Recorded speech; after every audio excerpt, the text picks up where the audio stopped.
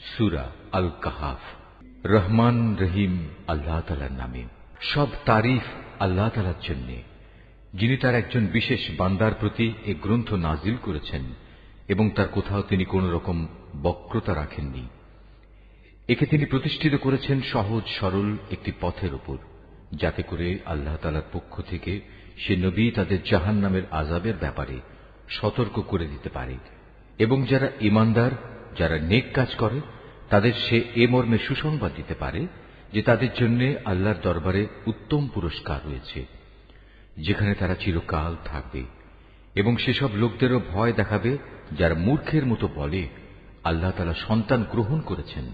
এ দাবির পক্ষে তাদের কাছে কোনো জ্ঞান সম্মত দলিল প্রমাণ নেই। তাদের বাপ দাদাদের কাছেও এ ব্যাপারে কোনো যুক্তি ছিল না। এটা সত্যিই বড় একটি কঠিন কথা যা তাদের মুখ থেকে বের হচ্ছে। আসলে তারা জঘন্য মিথ্যা ছাড়া কিছুই বলেনি। হে নবী, যদি এরা এ কথার উপর ঈমান না আনে, তাহলে মনে হয় দুঃখ কষ্টে তুমি এর পেছনে নিজেকেই বিনাশ করে দেবে। যা কিছু এ জমিনের বুকে আছে, আমি তাকে তার জন্য শোভা বর্ধনকারী করে পয়দা করেছি, যাতে করে মানুষদের আমি পরীক্ষা করতে পারি যে তাদের মধ্যে কাজকর্মের দিক থেকে কে বেশি উত্তম।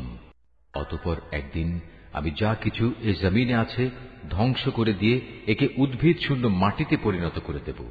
হে নবী, তুমি গুহা ও পাহাড়ের উপত্যকার অধিবাসীদের সম্পর্কে কি মনে করো? তারা আমার নিদর্শন সমূহের মধ্যে একটি বিস্ময়কর নিদর্শন ছিল। ঘটনাটি এমন হয়েছিল, কতিপয় যুবক যখন গুহায় আশ্রয় নিল এবং আল্লাহর দরবারে এই বলে দোয়া করল, হে আমাদের মালিক, একান্ত তোমার কাছ থেকে আমাদের উপর অনুগ্রহ দান করো। আমাদের এই কাজকর্ম আঞ্জাম দেওয়ার জন্য তুমি আমাদের সঠিক পথ দেখাও।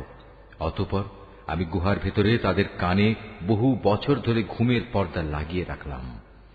তারপর এক পর্যায়ে আমি তাদের ঘুম থেকে উঠিয়ে দিলাম, যাতে করে আমি একথা জেনে নিতে পারি তাদের দুদলের মধ্যে কোন দলটি ঠিক করে বলতে পারে যে তারা কতদিন সেখানে অবস্থান করেছিল।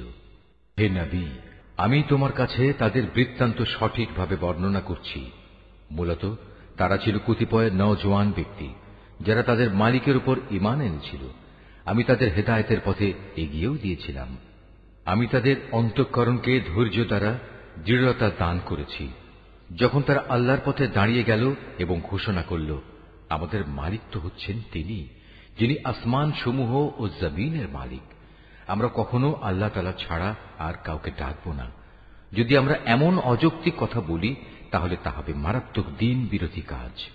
এরা হচ্ছে আমাদের স্বজাতির লোক, যারা তাকে বাদ দিয়ে অসংখ্য মাবুদের গোলামি গ্রহণ করেছে। তারা যদি সত্যবাদী হয়, তাহলে তারা স্পষ্ট দলিল নিয়ে আসে না কেন?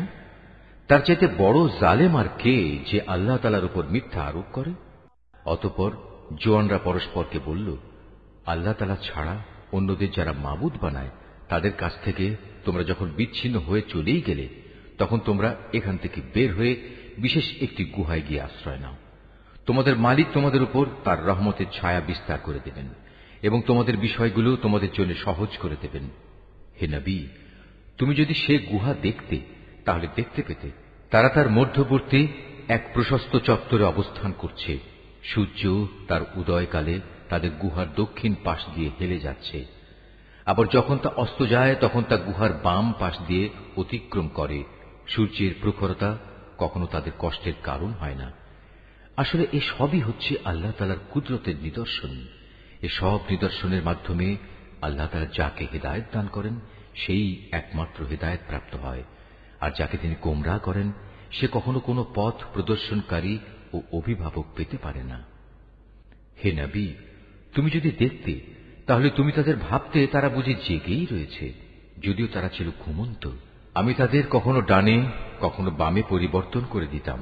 তাদের কুকুরটি গুহার সামনে তার হাত দুটি প্রসারিত করে পাহারারত অবস্থায় বসেছিল।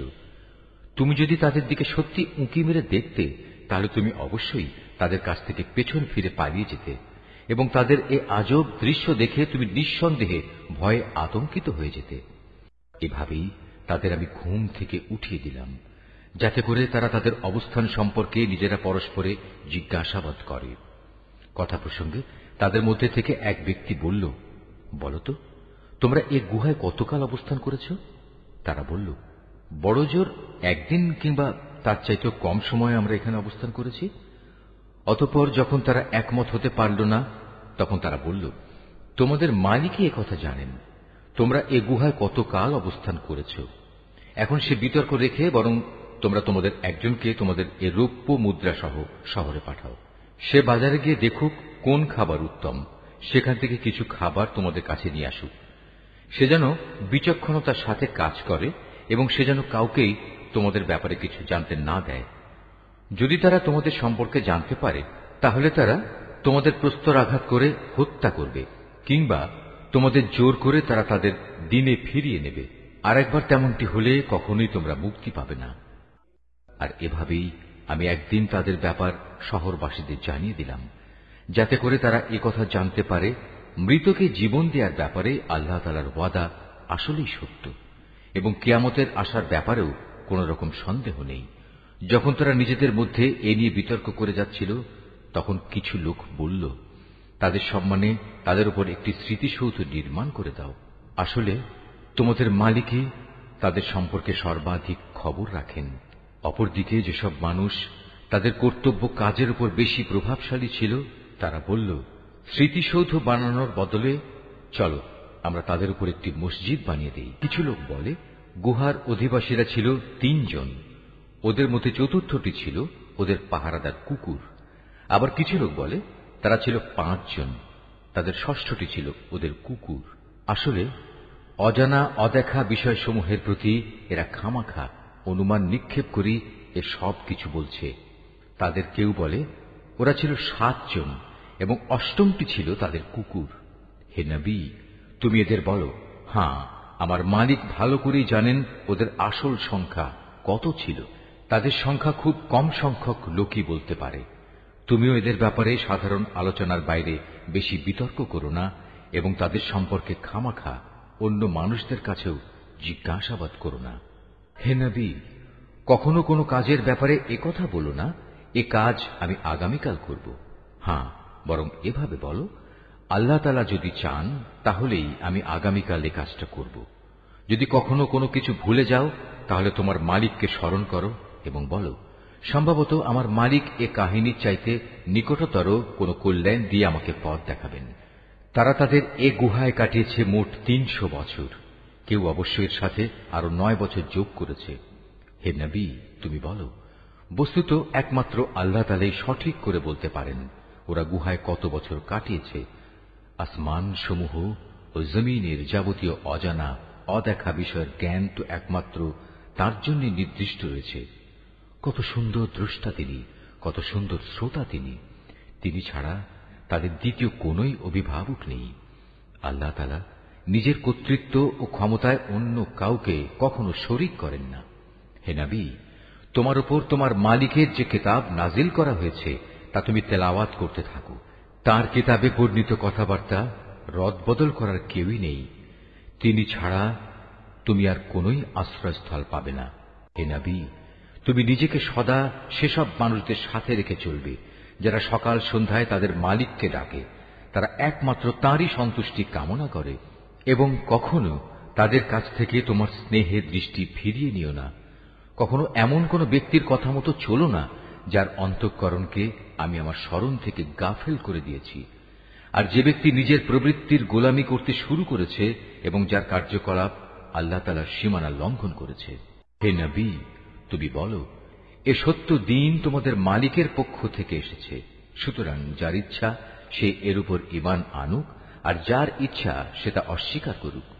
আমি তো এ অস্বীকারী জালেমদের জন্য এমন এক আগুন প্রস্তুত করে রেখেছি যার বেষ্টনী তাদের পুরোপুরি পরিবেষ্টন করে রাখবে। যখন তারা পানির জন্য ফরিয়াদ করতে থাকবে, তখন এমন এক গলিত ধাতুর মতো পানীয় দ্বারা তাদের ফরিয়াদের জবাব দেয়া হবে যা তাদের সমগ্র মুখমণ্ডল জ্বালিয়ে পুড়িয়ে দেবে। কি ভীষণ হবে সে পানীয়, আর কি নিকৃষ্ট হবে তাদের আশ্রয়ের স্থানটি। আর যারাই আল্লাহ তাআলার উপর ঈমান এনেছে এবং ভালো কাজ করেছে, তাদের কোনো আশঙ্কা নেই। আমি কখনো তাদের বিনিময় বিনষ্ট করি না যারা নেক কাজ করে।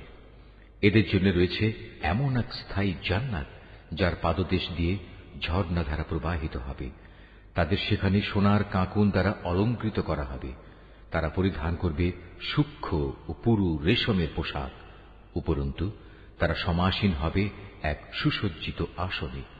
কত সুন্দর তাদের বিনিময়, কত চমৎকার তাদের আশ্রয়ের এই স্থানটি।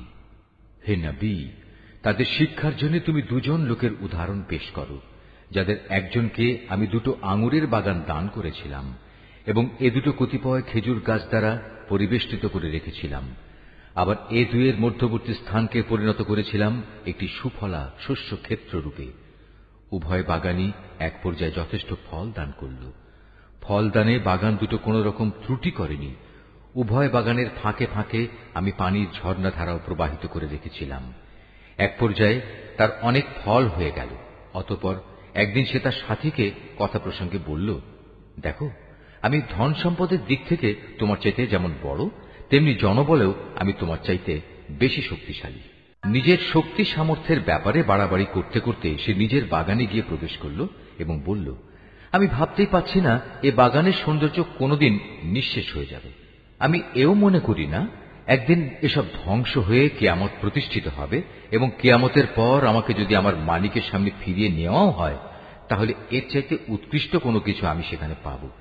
তার সে গরিব সাথীটি, যে তার সাথে কথা বলছিল, বলল, এ পার্থিব সম্পদ দেখে তুমি কি সত্যি সে মহান সত্তাকে অস্বীকার করছো, যিনি তোমাকে প্রথমত মাটি থেকে অতঃপর শুক্র কণা থেকে পয়দা করেছেন, পরিশেষে তিনি তোমাকে একটি মানুষের আকৃতিতে পূর্ণাঙ্গ করেছেন?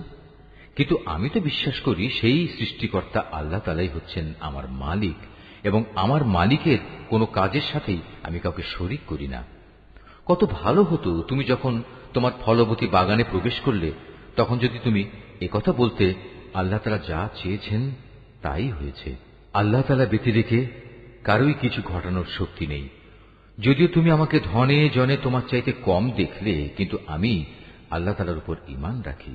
সম্ভবত আমার মালিক আমাকে তোমার এ পার্থিব বাগানের চাইতে উৎকৃষ্ট আখিরাতের কোনো বাগান দান করবেন এবং অকৃতজ্ঞতার জন্য তোমার বাগানের উপর আসমান থেকে এমন কোন বিপর্যয় নাজিল করবেন, ফলে তা উদ্ভিদ শূন্য এক বিরান ভূমিতে পরিণত হয়ে যাবে, কিংবা তার পানি তার জমিনের নিচেই অন্তর্হিত হয়ে যাবে।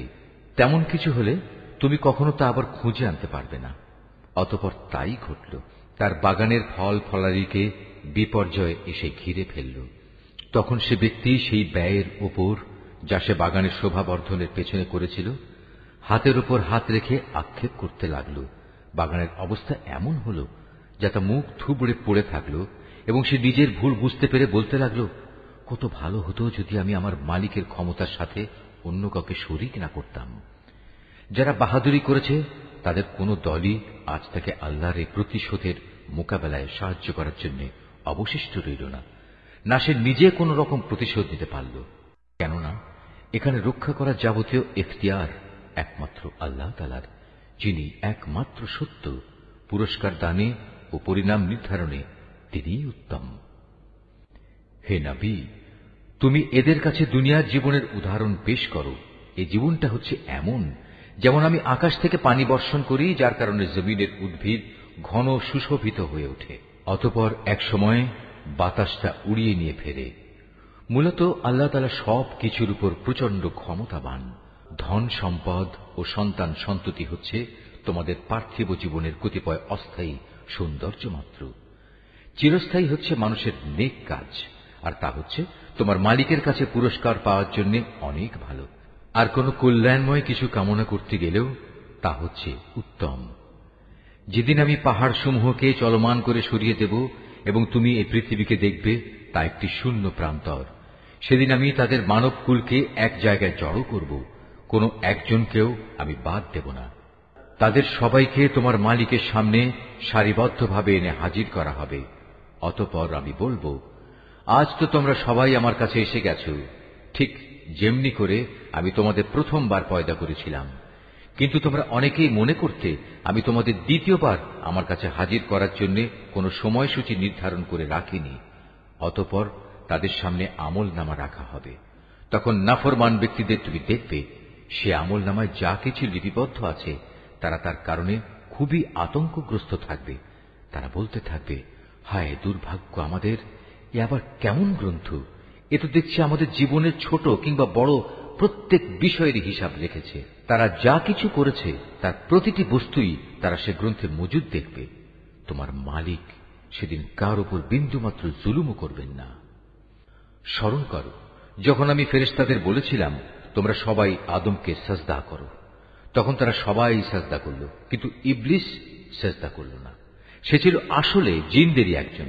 সে তার মালিকের আদেশের নাফরমানি করল। যে এত বড় নাফরমানি করল, তোমরা কি তাকে এবং তার বংশধরদের আমার বদলে তোমাদের অভিভাবক হিসেবে গ্রহণ করে চলেছ? অথচ প্রথম দিন থেকেই সে তোমাদের প্রকাশ্য দুশমন।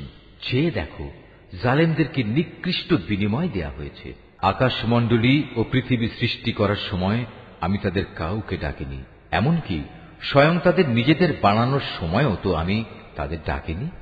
আসলে আমি তো অক্ষম ছিলাম না যে তাদের পরামর্শ আমার দরকার। অন্যদের যারা গোমরাহ করে আমি তাদের সাহায্য গ্রহণ করি না। যেদিন তিনি এদের বলবেন তোমরা তাদের ডাকো যাদের তোমরা আমার শরীক মনে করতে, ওরা তাদের ডাকবে, কিন্তু তারা তাদের এ ডাকে কোনোই সাড়া দেবে না। আমি এদের উভয়ের মাঝখানে এক মরণ ফাঁদ রেখে দেব। এ নাফরমান লোকেরা যখন আযাব দেখতে পাবে তখন তারা বুঝে যাবে তারা এক্ষুনি সেখানে গিয়ে পতিত হচ্ছে, আর একবার সেখানে পতিত হলে ওরা তা থেকে কখনোই মুক্তির পথ পাবে না। আমি মানুষের বোঝার জন্য এই কোরআনে সব ধরনের উপমা ও উদাহরণ বিশদভাবে বর্ণনা করেছি, কিন্তু মানুষের অধিকাংশই এ নিয়ে তর্ক করে। হেদায়েত যখন মানুষের সামনে এসে গেল তখন ঈমান আনা ও গুনাহের জন্য তাদের মালিকের কাছে ক্ষমা চাওয়া থেকে তাদের কোন জিনিস বিরত রাখছে? তারা সম্ভবত পূর্ববর্তী মানুষদের অবস্থা তাদের কাছে এসে পৌঁছানোর কিংবা আমার আযাব তাদের সামনে এসে হাজির হবার অপেক্ষা করছে। আমি তো রসুলদের পাঠাই যে তারা মানুষদের জন্য জান্নাতের সুসংবাদবাহী ও জাহান্নামের সতর্ককারী হবে, কিন্তু যারা কুফরি করেছে তারা ছোটখাটো বিষয় নিয়ে ঝগড়া শুরু করে যাতে তারা সত্যকে ব্যর্থ করে দিতে পারে। মূলত তারা আমার আয়াতসমূহকে এবং যেসব বিষয় দিয়ে তাদের জাহান্নাম থেকে সতর্ক করা হয়েছিল তাকে বিদ্রূপের বিষয়ে পরিণত করে নিয়েছে।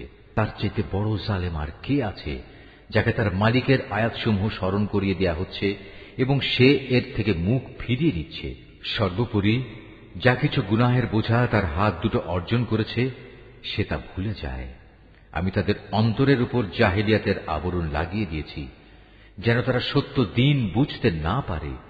এমনি ভাবে তাদের কানেও এক ধরনের কঠিন বস্তু ঢেলে দিয়েছি, এ কারণে তারা সত্য কথা শুনতে পায় না।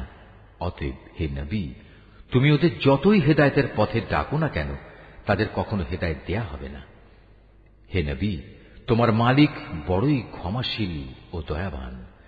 তিনি যদি তাদের সবাইকে তাদের কৃতকর্মের জন্য শাস্তি দিতে চাইতেন তাহলে তিনি সহজেই তা ত্বরান্বিত করতে পারতেন, বরং এর পরিবর্তে তাদের জন্য শাস্তির একটি প্রতিশ্রুত ক্ষণ রাখা আছে যা থেকে ওদের কারুই পরিত্রাণ নেই। এই জনপদ ও তাদের অধিবাসীরা যখন আল্লাহ তাআলা সীমা লঙ্ঘন করেছিল তখন আমি তাদের নির্মূল করে দিয়েছি। তাদের ধ্বংসের জন্যও একটি দিনক্ষণ নির্দিষ্ট ছিল। হে নবী, তুমি এদের মূসার ঘটনা শোনাও। যখন মূসা তার খাদেমকে বলল, যতক্ষণ পর্যন্ত আমি দুটো সাগরের মিলনস্থলে না পৌঁছব ততক্ষণ পর্যন্ত আমি আমার পরিকল্পনা থেকে ফিরে আসব না। যদি আমাকে এজন্য দীর্ঘ সময় পর্যন্ত চলতে হয় তবু আমি চলতে থাকব। যখন তারা উভয়ে সেই প্রত্যাশিত দুটো সাগরের সঙ্গম স্থলে এসে পৌঁছল তখন তারা উভয়ই তাদের খাবারের জন্য রাখা মাছটির কথা ভুলে গেল। সে মাছটি ছুটে গিয়ে সুড়ঙ্গের মতো একটি পথ করে সহজেই সাগরে চলে গেল। যখন তারা আরো কিছু দূর এগিয়ে গেল তখন সে তার খাদেমকে বলল, এবার আমাদের নাস্তা নিয়ে এসো, আমরা আজকের সফরে সত্যি ভারী ক্লান্ত হয়ে পড়েছি। সে বলল, তুমি কি দেখোনি আমরা যখন শিলাখণ্ডের পাশে বিশ্রাম করছিলাম তখন আমি মাছের কথা ভুলেই গিয়েছিলাম। আসলে শয়তানি আমাকে ভুলিয়ে দিয়েছে যে আমি তার কথাটা স্মরণ রাখব। আর সে মাছটিও কি আশ্চর্যজনক পদ্ধতিতে নিজের পথ ধরে সাগরের দিকে নেমে গেল। সে বলল, হ্যাঁ, এই তো হচ্ছে সেই জায়গা যে স্থানটির আমরা সন্ধান করছিলাম। মাছটি চলে যাওয়ার জায়গাই হচ্ছে সাগরের মিলনস্থল। অতঃপর তারা নিজেদের পথের চিহ্ন ধরে ফিরে চলল। এরপর তারা সেখানে পৌঁছলে তারা আমার বান্দাদের মাঝ থেকে একজন পুণ্যবান বান্দাকে সেখানে পেল, যাকে আমি আমার অনুগ্রহ দান করেছি। উপরন্তু তাকে আমি আমার কাছ থেকে বিশেষ জ্ঞান দান করেছিলাম। মুসা তাকে বলল, আমি কি তোমার অনুসরণ করতে পারি, যাতে করে আল্লাহ তাআলার কাছ থেকে যে জ্ঞান তোমাকে শেখানো হয়েছে তার কিছু অংশ তুমি আমাকে শেখাতে পারো?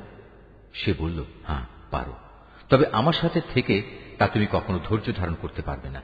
অবশ্য এটাও ঠিক, যে বিষয়ে তোমার জ্ঞান সীমার বাইরে তার উপর তুমি ধৈর্য ধরবেই বা কি করে? সে বলল, আল্লাহ তাআলা যদি চান তাহলে তুমি আমাকে ধৈর্যশীল হিসেবেই পাবে, আমি তোমার কোনো আদেশেরই বরখেলাপ করব না।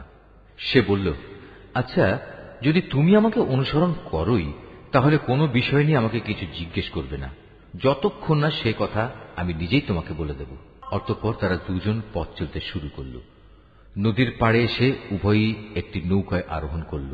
নৌকায় উঠেই সে তাকে ছিদ্র করে দিল। সে বলল, তুমি কি এজন্য তাতে ছিদ্র করে দিলে যেন এর আরোহীদের তুমি ডুবিয়ে দিতে পারো? তুমি সত্যিই এক গুরুতর অন্যায় কাজ করেছ। মুসার কথা শুনে সে বলল, আমি কি তোমাকে একথা বলিনি, আমার সাথে থেকে তুমি কখনো ধৈর্য ধারণ করতে পারবে না? সে বলল, আমি যে ভুল করেছি সে ব্যাপারে তুমি আমাকে পাকড়াও করো না, এবং এ ব্যাপারে আমার উপর বেশি কঠোরতাও আরোপ করো না। আবার তারা পথ চলতে শুরু করল। কিছুদূর গিয়ে তারা উভয়ে একটি কিশোর বালক পেল। সাথে সাথে সে তাকে হত্যা করে ফেলল। এ কাজ দেখে সে বলল, তুমি তো কোন রকম হত্যার অপরাধ ছাড়াই একটি নিষ্পাপ জীবনকে বিনাশ করলে। তুমি সত্যি একটা গুরুতর অন্যায় কাজ করে ফেলেছ। সে বলল, আমি কি তোমাকে একথা বলিনি যে তুমি আমার সাথে থেকে ধৈর্য ধরতে পারবে না? সে বলল, যদি এরপর আর একটি কথাও আমি তোমাকে জিজ্ঞেস করি তাহলে তুমি আমাকে তোমার সাথে রেখো না। অবশ্য এখন তো তুমি আমার পক্ষ থেকে ওজর পেশ করার প্রান্ত সীমায় পৌঁছে গেছ। আবার তারা চলতে শুরু করল। কিছুদূর এগিয়ে তারা জনপদের অধিবাসীদের কাছে পৌঁছল। সেখানে পৌঁছে তারা সেই জনপদের অধিবাসীদের কাছে কিছু খাবার চাইল, কিন্তু তারা তাদের মেহমানদারি করতে অস্বীকার করল। অতঃপর সেখানে তারা একটি পতনোন্মুখ পুরনো প্রাচীর দেখতে পেল। সে প্রাচীরটা সোজা করে দিল। সে বলল, তুমি চাইলে তো এদের কাছ থেকে এর উপর কিছু পারিশ্রমিক গ্রহণ করতে পারতে। সে বলল, বেশ, এখানেই তোমার আমার মধ্যে বিচ্ছেদ হয়ে গেল, কিন্তু তার আগে যেসব কথার ব্যাপারে তুমি আমার সাথে ধৈর্য ধরে থাকতে পারোনি তার ব্যাখ্যা আমি তোমাকে বলে দিতে চাই। প্রথম ঘটনাটি হচ্ছে নৌকা সম্পর্কিত। মূলত তা ছিল কয়েকজন গরিব মানুষের মালিকানাধীন। তারা এটা দিয়ে সমুদ্রে জীবিকা অন্বেষণের কাজ করত, কিন্তু আমি নৌকাটিতে একটা ছিদ্র করে তাকে ত্রুটিযুক্ত করে দিতে চাইলাম, কারণ তাদের সামনেই ছিল এমন এক বাদশা যে ত্রুটিবিহীন যে নৌকাই পেত তা বল প্রয়োগে ছিনিয়ে দিত। আর হ্যাঁ, সে কিশোরটির ঘটনা। তার পিতামাতা উভয় ছিল মোমেন। আমি আশঙ্কা করলাম বড় হয়ে সে এদের দুজনকেই আল্লাহর নাফরমানি ও কুফর দ্বারা বিভ্রান্ত করে দেবে। আমি চাইলাম তাদের মালিক তার বদলে তাদের এমন একটি সন্তান দান করবেন যে দিনদারি ও রক্তের সম্পর্ক রক্ষার ব্যাপারে তা চাইতে অনেক ভালো প্রমাণিত হবে।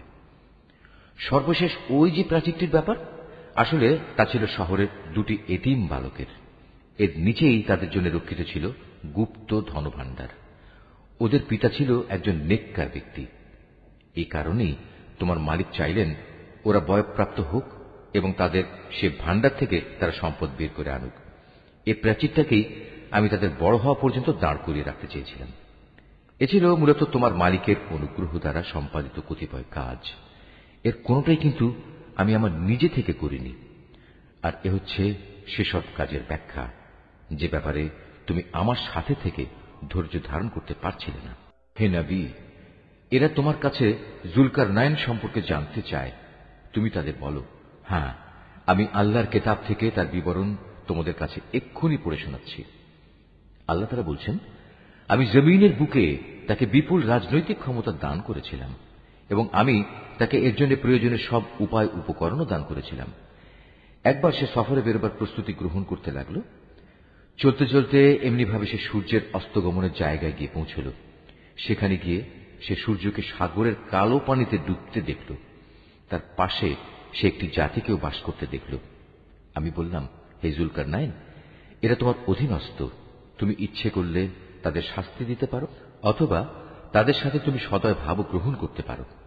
সে বলল, হ্যাঁ, এদের মাঝে যে আল্লাহর সাথে বিদ্রোহ করবে তাকে আমি অবশ্যই শাস্তি দেব। অতঃপর তাকে যখন তার মালিকের সামনে ফিরিয়ে নেওয়া হবে তখন তিনি তাকে আরো কঠিন শাস্তি দেবেন। অপরদিকে যে ব্যক্তি আল্লাহর উপর ঈমান আনে এবং নেক কাজ করে তার জন্য আখিরাতে থাকবে উত্তম পুরস্কার। আর আমিও তার সাথে আমার কাজকর্ম সম্পাদনের সময় একান্ত বিনম্র ব্যবহার করব। অতঃপর সে আর এক অভিযানে পথে বেরোল। এমনকি চলতে চলতে সে সূর্যোদয়ের স্থানে গিয়ে পৌঁছল। তখন সে সূর্যকে এমন একটি জাতির উপর দিয়ে উদয় হতে দেখল যাদের জন্য তার প্রখর তাপ থেকে আত্মরক্ষার জন্য আমি কোন অন্তরাল সৃষ্টি করে রাখিনি। যুলকারনাইনের ঘটনা ছিল এরকমই। আমার কাছে সে সম্পর্কিত পুরোপুরি খবরই মজুদ আছে। অতঃপর সে আর এক অভিযানে পথে বেরোল। এমনকি পথ চলতে চলতে সে দুটো প্রাচীরের মধ্যবর্তী স্থানে গিয়ে পৌঁছল। দুই পর্বতের মধ্যবর্তী স্থানে পৌঁছে সে এমন এক সম্প্রদায়ের লোকদের পেল যারা যুলকারনাইনের কোনো কথাই তেমন বুঝতে পারছিল বলে মনে হল না। তারা অতি কষ্টে তাকে বলল, হে বাদশাহ যুলকারনাইন, অবশ্যই ইয়াজুজ মাজুজ নামক দুটো সম্প্রদায় এই জমিনে নানা রকম বিপর্যয় সৃষ্টিকারী। এমত অবস্থায় তাদের থেকে বাঁচার জন্য আমরা কি তোমাকে এ শর্তে কোন রকম একটা কর দেব যে তুমি আমাদের এবং তাদের মাঝে একটি প্রাচীর বানিয়ে দেবে? সে বলল, কোনো কর নেওয়ার প্রয়োজন নেই, কেননা আমার মালিক আমাকে যা কিছু দিয়ে রেখেছেন তাই আমার জন্য ভালো। হ্যাঁ, শারীরিক শক্তি দ্বারা তোমরা আমাকে সাহায্য করতে পারো। আমি তোমাদের এবং তাদের মাঝে এক মজবুত প্রাচীর বানিয়ে দেব। তোমরা আমার কাছে এ কাজের জন্য লোহার পাতসমূহ নিয়ে এসো। অতঃপর সে অনুযায়ী তা আনা হল এবং প্রাচীর তৈরির কাজও শুরু হল। যখন মধ্যবর্তী ফাঁকা স্থানটি পূর্ণ হয়ে লৌহ স্তূপগুলো দুটো পর্বতে সমান হয়ে গেল তখন সে তাদের লক্ষ্য করে বলল, তোমরা হাঁপড়ে দম দিতে থাকো। অতঃপর যখন তা আগুনের মতো উত্তপ্ত হল তখন সে বলল, এখন তোমরা আমার কাছে কিছু গলানো তামা নিয়ে এসো, আমি তা এর উপর ঢেলে দেব। সুতরাং এভাবেই এমন একটি মজবুত প্রাচীর তৈরি হয়ে গেল যে তারা তারপর উঠতে সক্ষম হল না, না তারা তা ভেদ করে বাইরে আসতে পারল। যুলকারনাইন বলল, এই যা কিছু হয়েছে তা সবই আমার মালিকের অনুগ্রহে হয়েছে, কিন্তু যখন আমার মালিকের ওয়াদা মতো কিয়ামত আসবে তখন তিনি তা চূর্ণ বিচূর্ণ করে একাকার করে দেবেন। আর আমার মালিকের ওয়াদা হচ্ছে সত্য ওয়াদা। কিয়ামতের আগে আমি তাদের দলে দলে ছেড়ে দেব। তারা সমুদ্রের ঢেউয়ের আকারে একদল আরেক দলের মধ্যে প্রবিষ্ট হবে। যখন সিঙায় ফুৎকার দেয়া হবে তখন তাদের সবাইকে আমি হাসরের ময়দানে একত্রিত করব। সেদিন আমি জাহান্নামকে তার অবিশ্বাসীদের সামনে এনে হাজির করব, যাদের চোখের মধ্যে আমার স্মরণ থেকে আবরণ পড়েছিল। তারা হেদায়েতের কথাই শুনতে পেত না। কাফেররা কি একথা মনে করে নিয়েছে যে তারা আমার বদলে আমারই কতিপয় গোলামকে অভিভাবক বানিয়ে নেবে, আর আমি এ ব্যাপারে তাদের কোনো জিজ্ঞাসাবাদই করব না? আমি তো জাহান্নামকে কাফেরদের মেহমানদারির জন্য সাজিয়ে রেখেছি। হে নবী, এদের তুমি বলো, আমি কি তোমাদের এমন লোকদের কথা বলবো যারা আমলের দিক থেকে সম্পূর্ণ ক্ষতিগ্রস্ত হয়ে পড়েছে? এরা হচ্ছে সেসব লোক যাদের সমুদয় প্রচেষ্টা এই দুনিয়ায় বিনষ্ট হয়ে গেছে, অথচ তারা মনে মনে ভাবছে তারা বুঝি ভালো কাজই করে যাচ্ছে। এরাই হচ্ছে সেসব লোক যারা তাদের মালিকের আয়াতসমূহকে অস্বীকার করে এবং অস্বীকার করে তার সাথে ওদের সাক্ষাতের বিষয়টিও। এর ফলে ওদের সব কর্মই নিষ্ফল হয়ে যায়। তাই কিয়ামতের দিন আমি তাদের জন্য ওজনের কোন মানদণ্ড স্থাপন করব না। এটাই জাহান্নাম, এটাই হল তাদের যথার্থ পাওনা, কেননা তারা স্বয়ং স্রষ্টাকে অস্বীকার করেছে। উপরন্তু তারা আমার আয়াতসমূহ ও তার বাহক রসুলদের বিদ্রুপের বিষয় হিসেবে গ্রহণ করেছে। অপরদিকে যারা আল্লাহ তাআলার উপর ঈমান এনেছে এবং সে অনুযায়ী নেক আমল করেছে তাদের মেহমানদারির জন্য জান্নাতুল ফিরদাউস সাজানো রয়েছে। সেখানে তারা চিরদিন থাকবে। সেদিন তারা সেখান থেকে অন্য কোথাও যেতে চাইবে না। হে নবী, তুমি এদের বলো, আমার মালিকের প্রশংসার কথাগুলো লিপিবদ্ধ করার জন্য যদি সমুদ্র কালি হয়ে যায় তাহলে আমার মালিকের জ্ঞানের কথা লেখা শেষ হওয়ার আগেই সমুদ্র শুকিয়ে যাবে। এমনকি যদি আমি তার মতো আরো সমুদ্রকে লেখার কালি করে সাহায্য করার জন্য নিয়ে আসি তবু। হে নবী, তুমি এদের বলো, আমি তো তোমাদের মতোই একজন রক্ত মাংসের মানুষ, তবে আমার উপর ওহী নাজিল হয়, আর সে ওহীর মূল কথা হচ্ছে তোমাদের মাবুদ হচ্ছেন একজন। অতএব তোমাদের মাঝে যদি কেউ তার মালিকের সাক্ষাৎ কামনা করে সে যেন হামেশা নেক আমল করে, সে যেন কখনো তার মালিকের ইবাদতে অন্য কাউকে শরীক না করে।